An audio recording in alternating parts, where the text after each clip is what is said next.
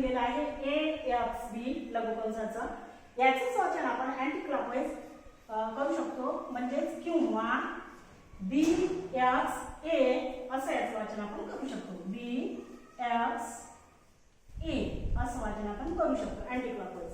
आणि आता विशाल कंसाचं वाचन आपण पहिल्यांदा क्लॉकवाईज केलेलं आहे AYB.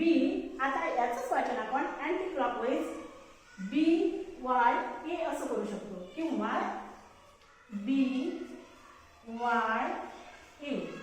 असं अँटी क्लॉकवाईज आपण याचं वाचन करू शकतो. अशा प्रकारे मुलांना लघुकंस आणि विशाल कंस आपल्याला दर्शवता येते. आता तुम्हाला मी थोडक्यात एक डायग्राम दाखवते. बघा मुलांना, आता हे दोन्ही सर्कल सारखेच आहे.